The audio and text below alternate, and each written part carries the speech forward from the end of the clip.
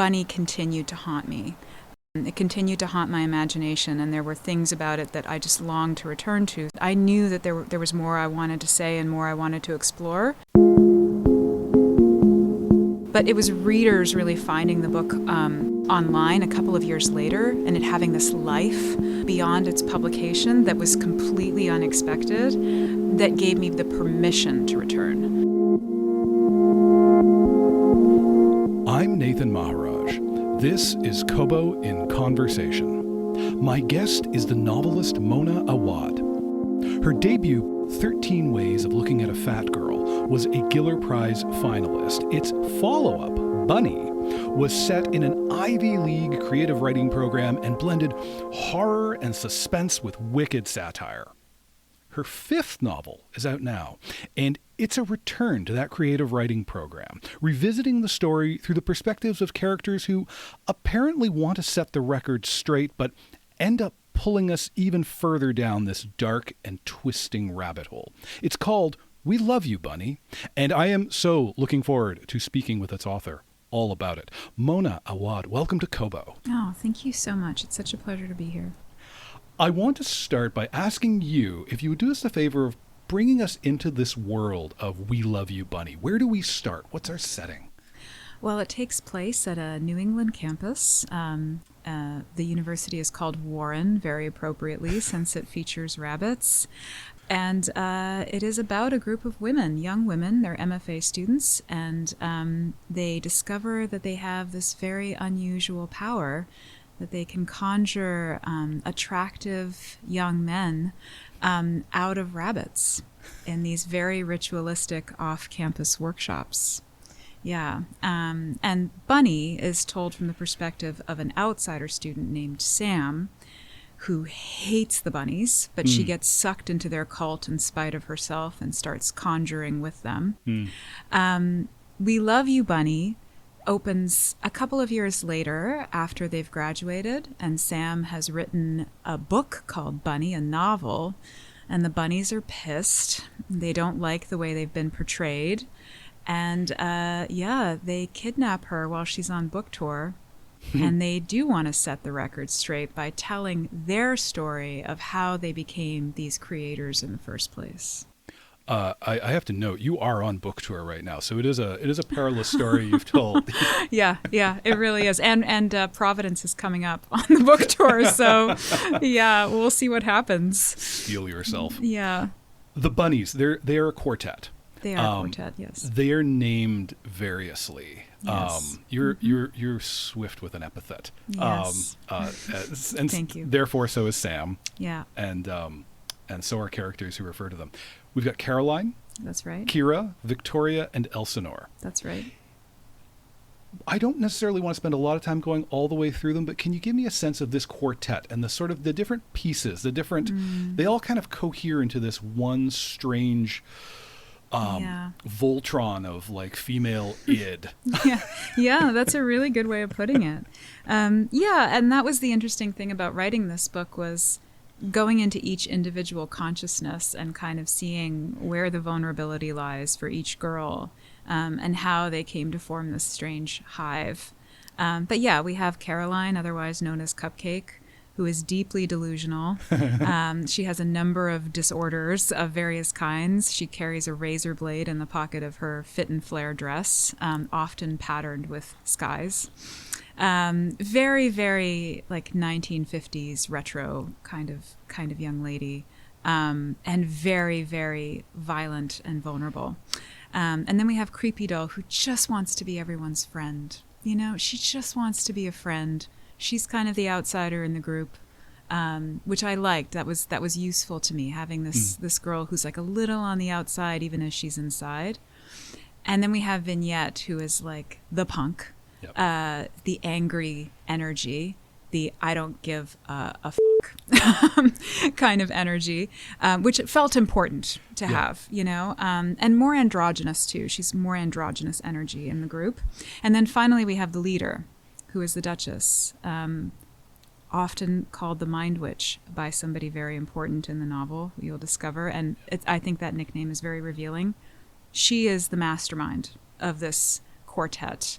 And has a god complex, which makes her quite terrifying. They are collectively terrifying, but yes, for sure. The Duchess, also known as Elsinore, Yes. as she would like us to call her, according to her account in the record correction that is "We Love You, Bunny." Yes. There's also Samantha, Mm-hmm. and Samantha narrates Bunny, Yes, but Samantha is literally bound and gagged she is. throughout "We Love You, Bunny." Yeah. Um, She's not allowed to speak. Not Yeah. allowed to speak. I wonder if, as a task of literary art, was it freeing to take your previous narrator and just set her aside when you revisited this setting and this situation, or was it more like tie your hand behind your back and see how well you write with your left hand kind of thing? A little bit of both, because Sam is a more comfortable perspective for me to occupy. I think when I'm out in the world, my perspective is more akin to Sam's. I don't like groups at all. I am both fascinated by them as a thing that exists in the world, but Yeah. I've never been able to navigate my way through a group authentically and comfortably. So I'm definitely of Sam's mind, and it's a very dark place, which I also appreciate. The bunnies are so different from that. They are sparkly, but shadowy too. Yep. Sam only sees the sparkly sweet when she's reporting for Bunny, when she's kind of giving us her depiction of these girls. So I was interested in kind of going deep with each bunny and kind of seeing, okay, was Sam accurate in her perspective, or was there more behind this monolith of pastel and cruelty that she's observing, and sweetness? And indeed there was, which was exhilarating to discover. But I think there was a part of my mind that always knew it. And I just didn't explore it in Bunny because I was occupying Sam's perspective and she wouldn't see it. So once I occupied the bunny's perspective, it was actually quite fun to subvert her narrative about them. So yeah, I knew she wouldn't be allowed to speak in this book. I knew that was the constraint I wanted. I knew that would make it fun for me, and that would really push me into occupying this world of these girls, this hive mind that fascinated me in the first place. I mean, it's part of the reason why I was drawn to writing the book in the first place, you know? It's so interesting you talk about not feeling at home in groups. Yeah. I wonder if that feeling is that kind of what powers that curiosity about it looks like a cohesive group, but once we get inside of it, this person has these unmet needs, this person has these resentments. Yes. That was so fascinating. I mean, I think that's always how it appears to us when we are outside of a group. I tell myself a story about how everybody seems to be getting along and I just can't seem to hang, or feel at ease. But when I force myself into the group and I occupy each body in the group, I realize no one feels at home.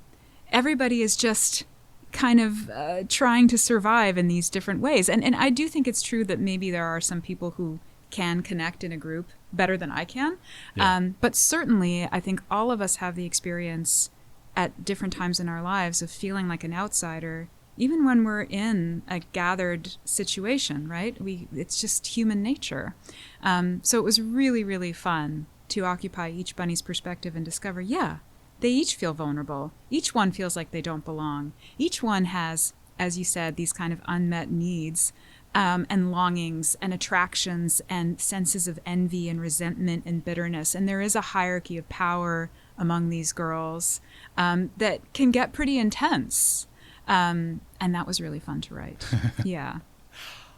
I only recently read Bunny, and then I didn't want to follow it right on with We Love You, Bunny, because I felt like I needed to simulate what it would be like for the broader readership who had come to this book years ago. Right. So I read a couple things in between.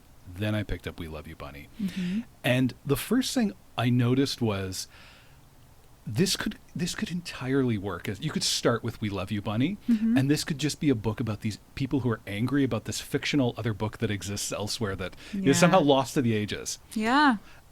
I'm so glad you feel that way, by the way. Because some people, I don't know, I think some people are like, I can't read this by itself, but I think you can. I think you 100% absolutely I think you can. Yeah. And what that's kind of what I wanted to ask you was, I think you've alluded to this already that it wasn't the case, but I wanted to ask you straight out. Did you have any sense of this other book, the possibility of it even while you were writing Bunny? No, I really didn't. I did not. I thought it was one book. I did. But what happened after I finished it, because it was very, very difficult to finish Bunny. It was such a leap for me from my first book, 13 Ways. Yeah. Such a leap in terms of incorporating the fantastic, playing in fairy tale, playing in horror. I'd never done anything like that before. I'd never really gone into the surreal. So I gave up a few times and didn't think I would even finish the book. So let alone write a follow-up book, you know. But the experience of writing Bunny, especially when I thought that it would never see the light of day, was so exhilarating creatively for me that the book by the end really became a friend in a way that, you know, I'd never experienced before. And when I turned it in, I did not feel a sense of happiness. I felt a sense of profound loss and sadness that I wouldn't be able to play in that world anymore. And so I missed it upon submission and longed to return to it, continued to dream about it, and you know, went through a period of pretty profound depression after it got bought. Yeah, you know, which is unusual, I think, but I do think writers go through it. When I wrote All's Well, when I wrote Rouge, I experienced similar periods of grief. That's what I want to ask. Yeah, I did. I always do. It's always very, very hard for me to say goodbye to the world. But the difference, I suppose, is that Bunny continued to haunt me. It continued to haunt my imagination, and there were things about it that I just longed to return to. So I think it was really... I wanted to return after I submitted it. I knew that there was more I wanted to say and more I wanted to explore, but it was readers really finding the book online a couple of years later and it having this life beyond its publication that was completely unexpected, that gave me the permission to return. But I think I always wanted to. I didn't even know when I was writing Bunny that it would be a book. I just didn't even know that. What did you think it was? I mean, I thought it was just a failure. You know, I thought that it would go in a drawer. Just a thing to work through? Yeah. I mean, I couldn't even keep a straight face when I would describe it to people. I would be like, yeah, it's about these girls who conjure like hot boys out of bunnies. You know, like I would laugh every time I said it, and then I would feel crazy. And I would think to myself, you just can't do this. Like, there's just no way you can do this. And that kind of self-talk was just something I had to work through as I was writing. Yeah. Speaking of the fan reception, I did glance at your Instagram and noticed how fertile Bunny has been for a fan base, especially around Halloween. As we were speaking, it's October. It's spooky season. Yes. Fancy dresses and bloody axes and ears. And ears. Lots of ears. Lots of bunny ears. Yes. It's really amazing to see it. It never ceases to move me. Even just on tour now, you know, readers are so creative, and I do think reading is a fundamentally creative act.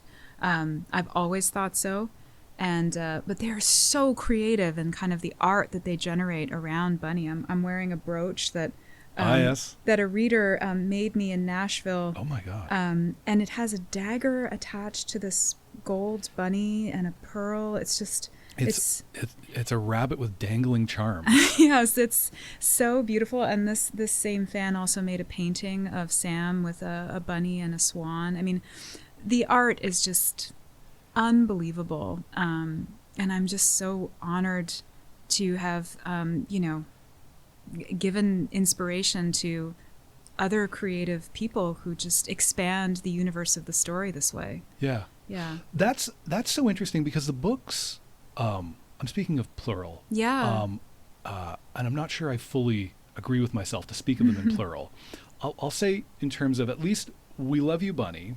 Yeah. If I can say specifically, it would be... No, I do have to speak of them in plural because Sure. anything I got to say is about plural. There are books about spheres of, like cultural spheres. There's like... the campus. Yeah. And then within the campus, we have creative writing. Yeah. And then within creative writing, we have the fictions. The fictions and the poets. Yes, that's and, right. And never the twain shall meet. That's right. Yeah. It's like West Side Story. Yeah. Sharks and jets. Yeah, exactly.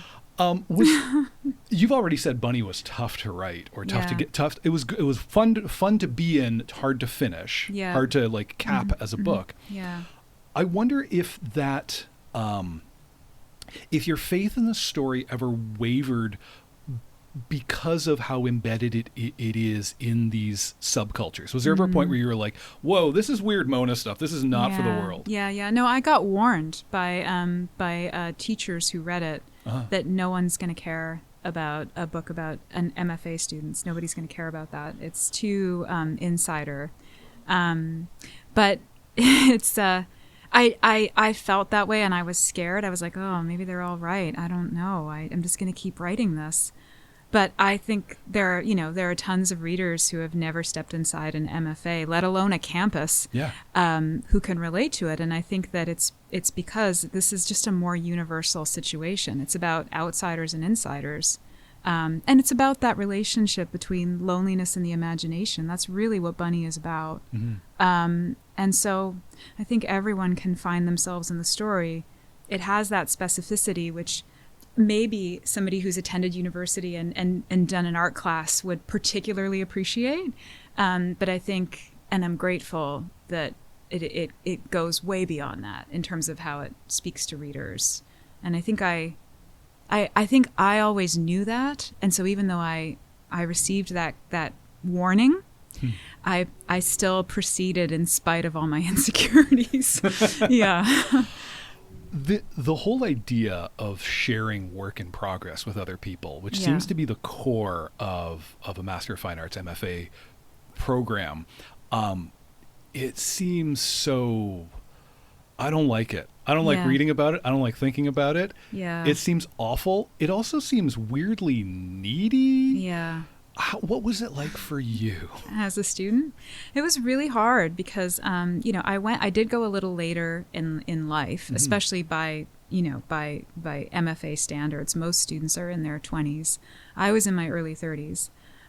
So I had spent time alone trying to write, and I had a project. I had 13 Ways. I had the first half of it kind of in my hands when I went to my MFA program, and that book, like all my work, even though it's very surreal, was pretty close to the bone. Like there was a lot of me in those stories. So it was hard. I'd never really been in a workshop setting before. And it's so weird, it is the stuff of horror, which is what inspired Bunny. You go in there, there's 5 other people with you. They've read your story. They talk about it like you're not there. Yeah. You're supposed to be quiet. It's called the gag rule, which is why Sam is gagged when they're telling her about their story. But yeah, you're supposed to not say anything. You're just supposed to receive the conversation. It's happening as if you're not in the room, but they all know you're in the room. And you can't help, especially if you're so present in the work, which I was. It was so hard not to feel like I was being read. You know what I mean? Like I was being critiqued. Me, my thoughts, my feelings, my life, my body was being critiqued in addition to the story, maybe more so than the story. And there's so much opportunity, especially for young writers, to project, and so you get takes that you probably don't need or want. And it's very hard to process all of that. It did feel horrific, even when supposedly it went well. Like I remember after my first workshop, my workshop leader was like, "What'd you think?" I thought that was pretty good. And I was like, "Pretty good?" Like that was horrific. That's what I was thinking. But I was like, it was okay.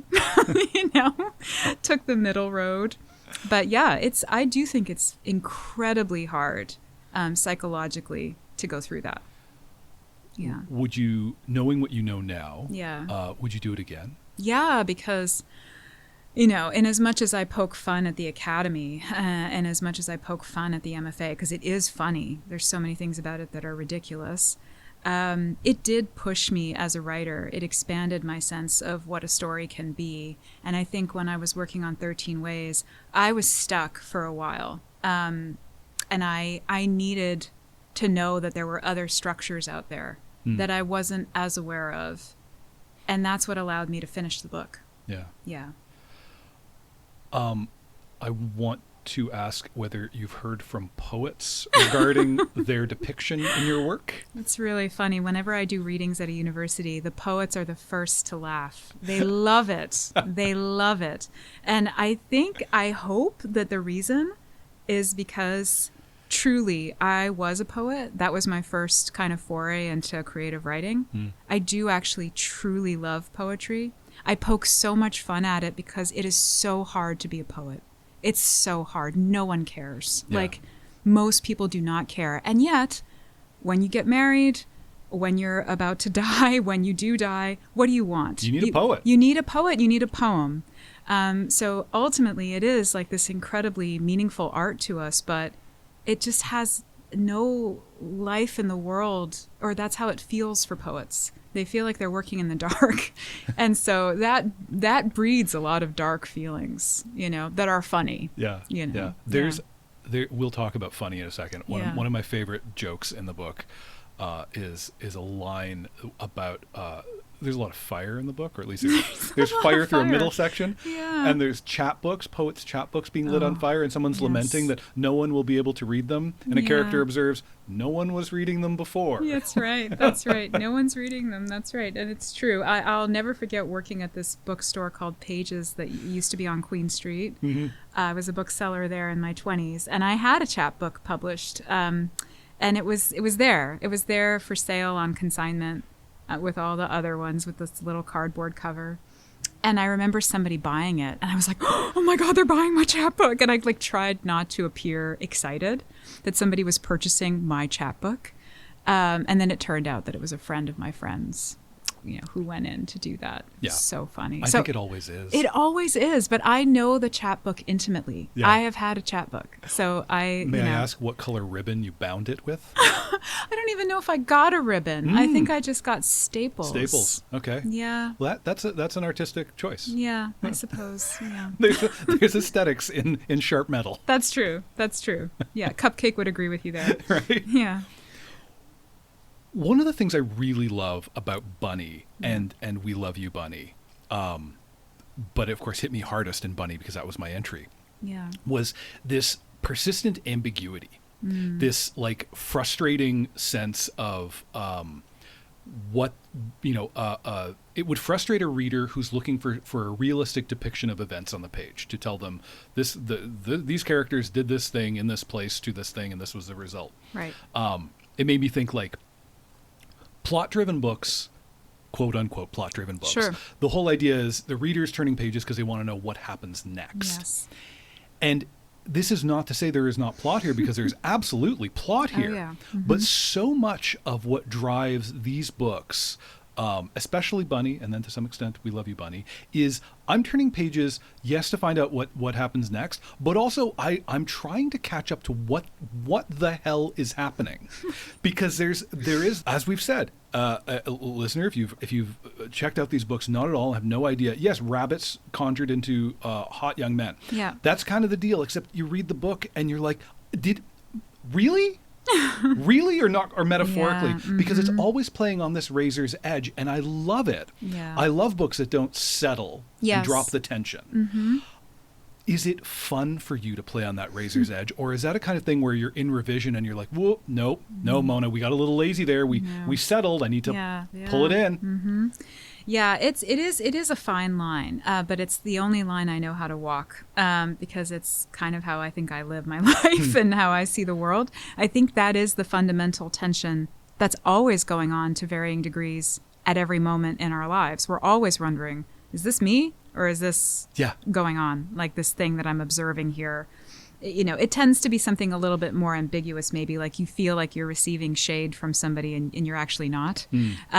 But maybe you are, or maybe they're not aware that they're actually being cruel to you in this moment, but you feel the cruelty. Yeah. And then you wonder, was that me? Am I perceiving this as cruelty, or was that person actually being cruel? I don't know. And that's the space I love more than any space. It's a space of such uncertainty, and that is the tension that is in every single horror story. To varying degrees. Horror just amplifies it, turns it into monsters and demons and what have you. am I really seeing the monster or am I just going crazy? And that will often be what the character in a horror story thinks, that they're going insane, that they're losing their minds. It's a very, very productive tension for horror. And I think it's also a tension that drives us in life. So it's like, to me, it's the root of consciousness. We're never quite certain. And so to me, it's the most realistic place to occupy. And so that's where I write from. Yeah. I love it. I love a habit I have of checking out books before I read them.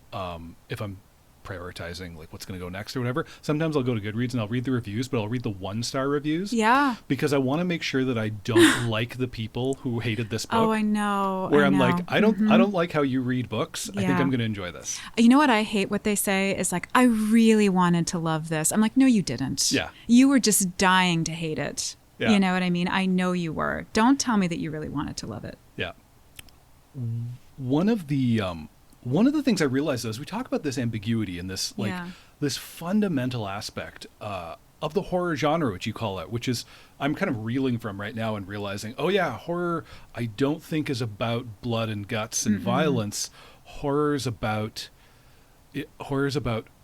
seeing faces and shadows. Yes. Yes. Like that's the terror of it all. Yes, that's the true, I think, terror in horror. Stephen King says there's a hierarchy of scares, and there's like there's the gross out, which you go for if you're desperate, and then there's horror, which he would classify as like maybe it, or scary spider.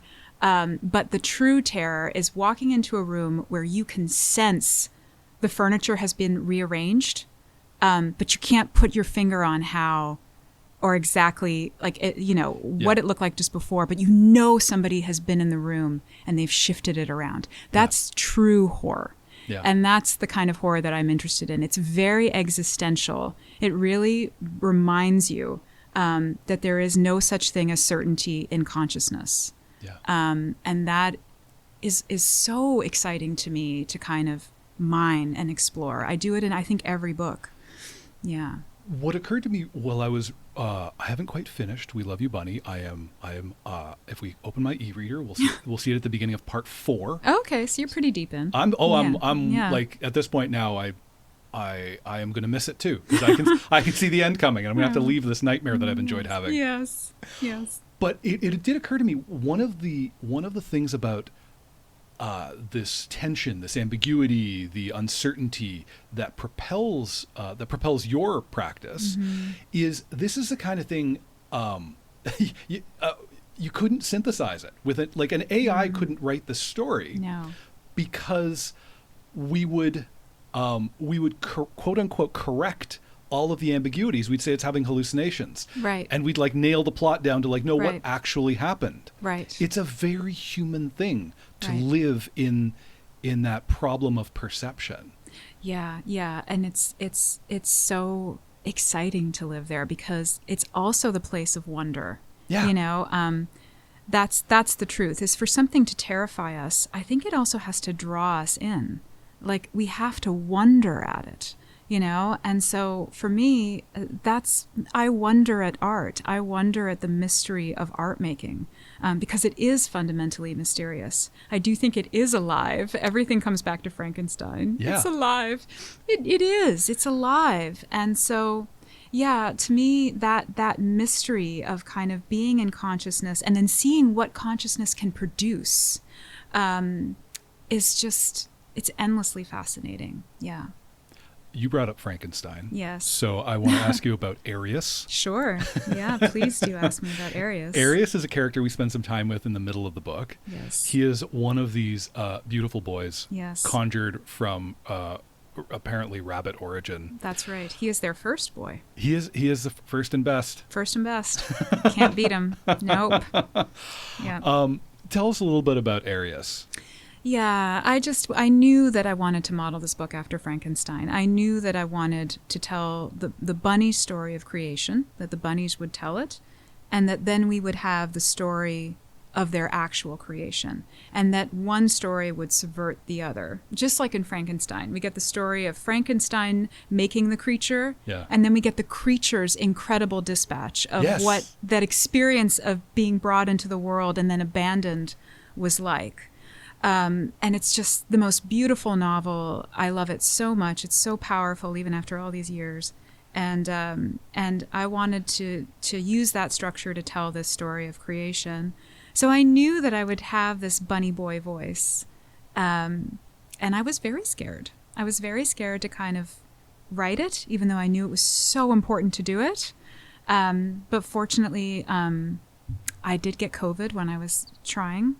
And that kind of made my brain go dead in places, which was great because I listened to this little voice at the back of my head, and Arius came out fully formed. And I was so happy, complete with smileys and frownies punctuating his conversation, capitalizations of nouns and adjectives. And it was just the most fun I think I've ever had with a character, because he is truly so different from any character I've ever written. Yeah. You can feel the fun on the page because the voice is so clear. It rings out. And I guess I was reading too fast or something, but I think I was 3 pages before Frankenstein is mentioned, where I realized, hang on a second, I know what's going on here. Yes. It's the monster. The monster's talking, because for anyone who hasn't read Frankenstein, it's not like the movies. No. The monster is articulate. The monster is a philosopher of science and morality. And we know his voice is rich, and you could open any page of Mary Shelley's novel, and if the monster's talking, you know the monster's talking. You know it. And it's very much the case with Arius, even if you took out the smileys, like even if I wasn't just visually reading the page, because he's got a way of expressing himself. So I guess the writing tip here is viral infections have their place in the creative process. They're so great. It was so funny. I was talking to Jeff Vandermeer just last week about the voice. And I told him that I got COVID as I was trying, and he was like, that's like my process, essentially. Get sick and start writing. Because I think there's something about tuning into a frequency, especially if you're writing voice. Yeah. It's all about intuition. It's all about just trying to get into the consciousness. And reason won't get you there. Mm-hmm. You know what I mean? Reason, in fact, should be shut off. And you have to kind of sink down deeper and find that sense of play. And that sense of, it's a character. It's a being in the world. Have fun with being in that body. Yeah. Well, it occurs to me, as you say, to shut off reason, because reason is the thing. It comes back to our ongoing theme of ambiguity. Reason is the thing that nails you down to what is. Yes. And a voice is just exploring what is being experienced. Right. Exactly. And that's kind of why I love voice. I think I wanted to be an actor. I really do. I think in high school, that's what I wanted to be. I loved performing lines. It's part of why I love poetry, because I do think poetry can be performed. But I just couldn't be in my body on a stage. It was too hard. And so I ended up writing. But the writing ignited me when I thought about it being performed. I just love a voice. Yeah. Arius is subjected. Yes. In his captivity, because he is a monster and kept captive for some time. Yes. A process they call revision. Oh, yes. Revision is so terrible. Clearly, I think so. Yeah. He's subjected to a collaborative playlist composed by our four bunnies. First of all, I want to ask you about constructing that playlist as the little bits we get on the page of each bunny's contribution. Yeah, that's right. Yeah, they each have their own kind of sounds that they subject him to. You know, Cupcake is super poppy. So it's Taylor Swift, and I did give her Chapel Roan too. I think, and then Creepy Doll is more into the harps. Mary Lattimore, I think Enya is mentioned, and it's very ethereal. And I think Vignette is all about kind of bitchy art rock, so very Lana Del Rey, very atmospheric. And then of course the Duchess would bring Kate Bush and heart. Yes. Because that's like the heart and soul, of her consciousness. It was so much fun to talk about a playlist because I was making fun of myself because I write from a playlist. I make a playlist, and the playlist is part of the thing that for me conjures the world and helps me actually find the voice and the tone of the story. It really helps me quite a lot. But I do think everything writers do to write is funny, and the playlist is funny too. and seeing it from the perspective of a creation being revised and having to be subjected to this music is just so hysterical to me. Made me feel a lot of compassion. Do you listen to the playlist while you're writing? Yeah, sometimes I do. Really, yeah, I let it happen. I let it happen. I didn't used to be able to do that. For Rouge, which is the novel I wrote just before this one, there were a couple of tracks that I would listen to on repeat, but they had no lyrics. And so it was just sound, and that was perfect. And that could sink me in. And I would listen to the rest of the playlist when I was on walks. But weirdly for We Love You Bunny, I got to a place in the writing. I was so deep with the characters that the lyrics didn't bother me at all. I could listen to Fleetwood Mac. I could listen to Magnetic Fields. I could listen to, OMD, and I would still be with Arius or the Bunnies. Incredible. Yeah. Is it throughout writing a book? Is it the same playlist, or is it you just have Mona's playlist and you update it as you go, but it plays while you're writing, or is it static? You lock in the playlist and you're like, I'm going to make a book out of this. I never lock it in. It's always a fluid, ever expanding thing. And then I kind of sharpen it down towards the end when I just want a document of my time with the book, like a sound document. I'll condense it. So there are 69, very tellingly, very intentionally 69 songs on the We Love You Bunny playlist, ending with The Book of Love by the Magnetic Fields from their album 69 Love Songs. That's right. And that was very intentional. But there are a lot of songs, mostly by Kate Bush, that are not on there that I listen to extensively. Saint Kate. Yeah, exactly. Did you go back to what you were listening to write Bunny in order to write We Love You Bunny?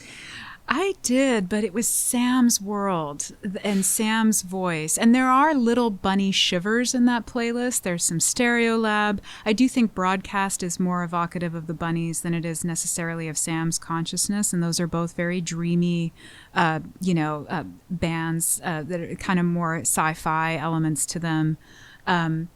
But mostly it was like a lot of female fronted rock. And things like the Cramps and, there's some gothic stuff on We Love You Bunny because it expands beyond the bunny's consciousness. And Sam is there in the room, bound and gagged. So her sound is still in there.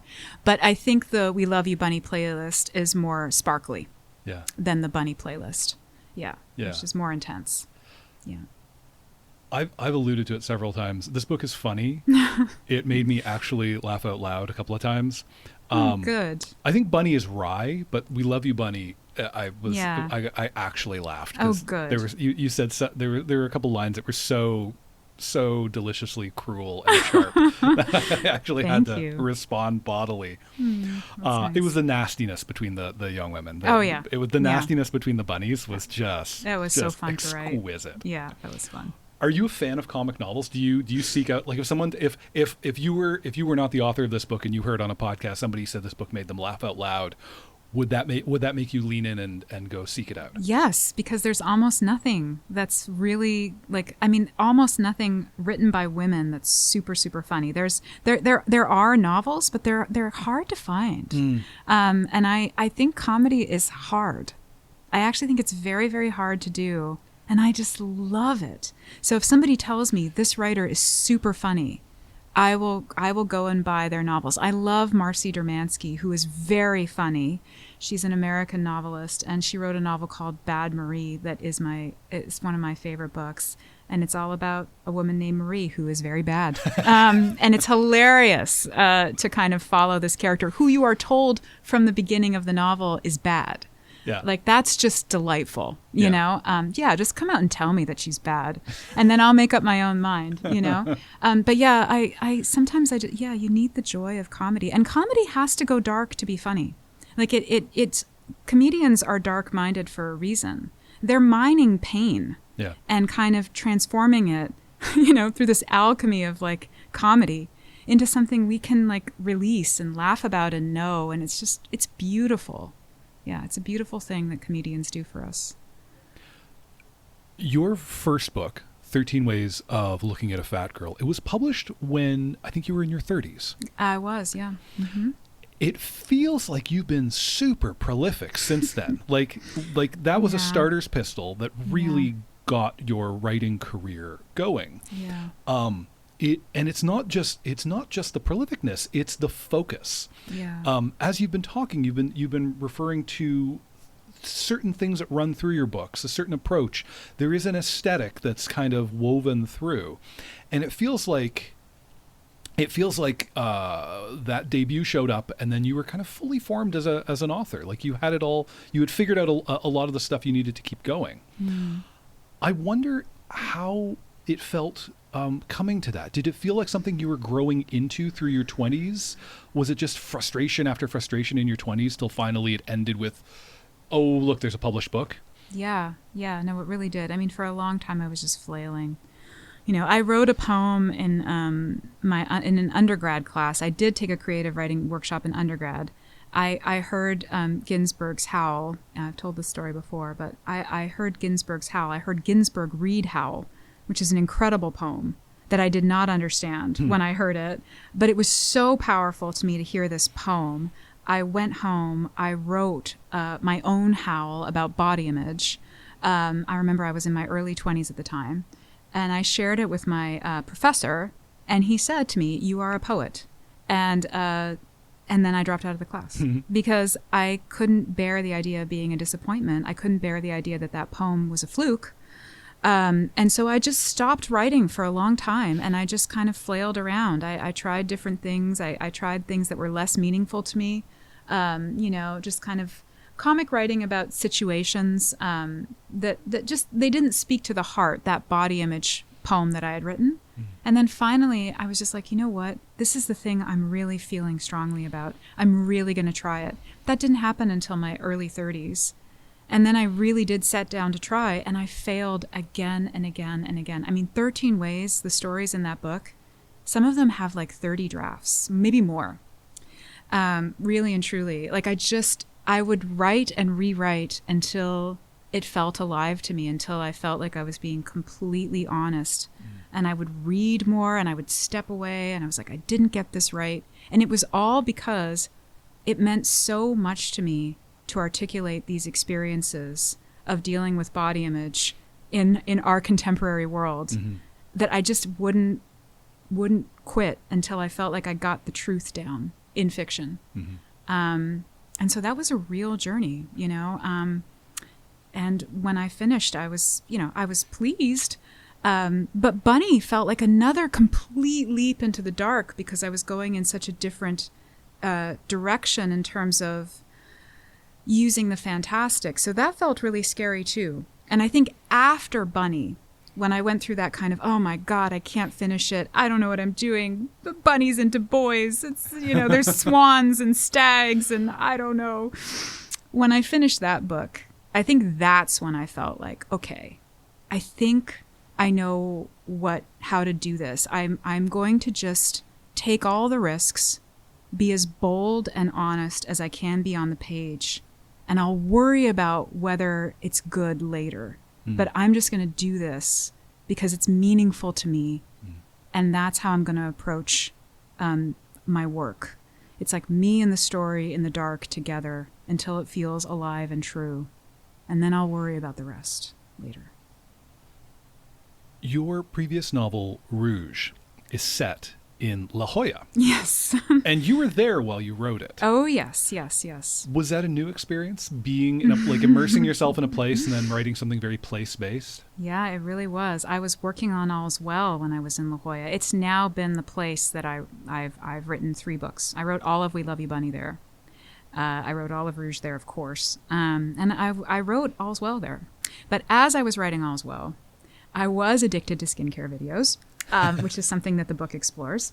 And I would go for these walks along the water as part of my writing process. I would write in the morning and then go for a walk, and then usually the story would continue to kind of come to me as I was walking. And I would go for a walk along the cliffs, and there was this like really weird house with walls, like one wall of glass. And I always thought to myself, what the hell is going on in there? I want to know.